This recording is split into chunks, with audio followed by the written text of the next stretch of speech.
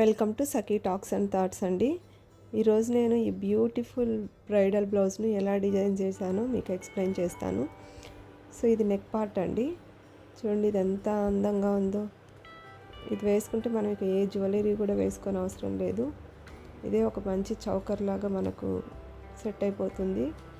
దీనికోసం నేను ఈ మువ్వల్ని పర్ల్స్ బీడ్స్ ఉన్న మువ్వల్ని యూజ్ చేశాను గుట్టపూసల్లాగా. సో ఓవరాల్ నెక్ అయితే ఇలా ఉంది చూడండి. హ్యాండ్స్కి వచ్చినప్పుడు ఇలా నేను చిన్న చిన్న మువ్వల్లాగా హ్యాంగ్ చేశానండి. దీనికోసం ఈ పర్ల్ బీడ్స్ అండ్ ఒక స్టోన్ యూజ్ చేశాను. సో ఇది ఇలా హ్యాంగ్ అవుతూ లూజ్గా ఉంటాయండి, చాలా అందంగా కనిపిస్తుంది. యాక్చువల్గా దీనికోసం నేను ఇలా ఈ గుట్టపూసలాగా ఉన్న పర్ల్స్ని తీసుకున్నాను, వాటిని ఇలా హ్యాంగ్ చేశాను. సో ఇవి ఇలా హ్యాంగ్ అవుతున్నప్పుడు చూడడానికి చాలా అందంగా ఉంది ఈ బ్లౌజు. యాక్చువల్గా ఇది నేను ఫస్ట్ హై నెక్ పెట్టించి స్టిచ్ చేయించేసానండి. స్టిచ్ అయిన తర్వాత ఈ డిజైన్ నేను చేశాను. ముందు ప్రిన్స్ కట్ పెట్టించాను. ప్రిన్స్ కట్ పెట్టి గోల్డ్ కలర్ పైపింగ్ పెట్టించానండి. బ్యాక్ అయితే ఇలా ఉంటుంది. బ్యాక్ హుక్స్, బ్యాక్ ఓపెన్, ఇలా చిన్న బాల్స్ని పెట్టించాను వెనకాల డిజైన్ ఏం చేయలేదండి. ఓన్లీ నెక్ పార్ట్ అండ్ హ్యాండ్స్కి మాత్రమే పెట్టించాను. హ్యాండ్స్ ఎల్బో లెంత్ హ్యాండ్స్ పెట్టించాను. సో ఇదైతే చాలా అందంగా ఉందండి ఈ బ్లౌజ్. తక్కువ ఖర్చులో మనకి ఏ వర్క్ రాకపోయినా కూడా మనం ఈజీగా దీన్ని డిజైన్ చేసుకోవచ్చు. దీనికోసం నేను యూస్ చేసిన మెటీరియల్ ఏంటి అంటే ఈ స్టోన్ ఫ్రేమ్స్ అండి. ఇవి డిఫరెంట్ సైజెస్లో దొరుకుతాయి, నేను చిన్న సైజ్ తీసుకున్నాను.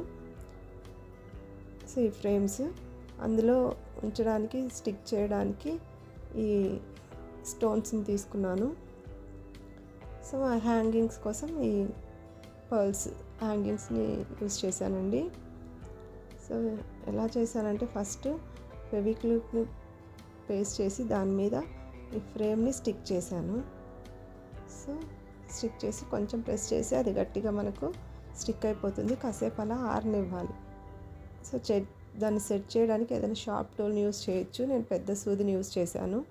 అది ఆరిన తర్వాత మధ్యలో కొంచెం మళ్ళీ ఫ్యాబ్రిక్ గ్లూని అప్లై చేసి అందులో ఈ స్టోన్ని ఇన్సర్ట్ చేశానండి. సో మనకు కావాలంటే ఆ ఫ్రేమ్ని మనం థ్రెడ్ సహాయంతో కుట్టుకోవచ్చు, ఇంకా గట్టిగా ఉంటాయి. సో నేనైతే కుట్టలేదు, ఇక్కడ ఉంచేసి స్టోన్ని అక్కడ ఇన్సర్ట్ చేసి కొంచెం ప్రెస్ చేసినప్పుడు స్టోన్ అందులో ఇన్సర్ట్ అవుతుంది. సో దాన్ని కొంతసేపు ఆరనివ్వాలండి.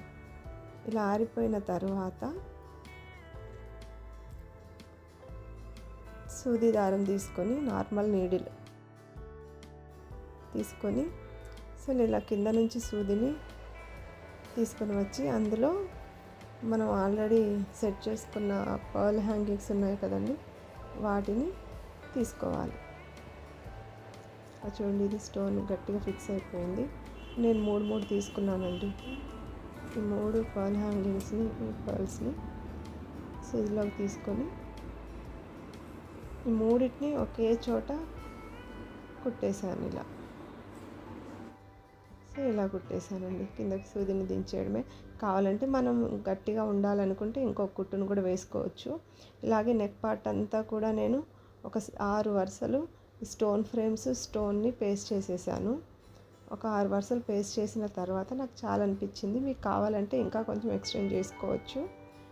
సో దాని కింద ఈ పర్ల్ హ్యాంగింగ్స్ అన్నిటినీ కూడా ఈ రకంగానే కుట్టుకుంటూ వచ్చేసానండి. చాలా ఈజీగా అయిపోతుంది అండ్ చూడడానికి కూడా మీకు చాలా గ్రాండ్ లుక్తో ఉంటుంది. సో హ్యాంగింగ్స్ ఇలా వేసేసానండి. మీకు ఇప్పుడు బ్యాక్ సైడ్ ఎలా చూపించానో అలా హ్యాండ్కి కుట్టేశాను. చూడండి నెక్ పార్ట్ ఇప్పుడు చూస్తే మీకు అర్థమవుతుంది.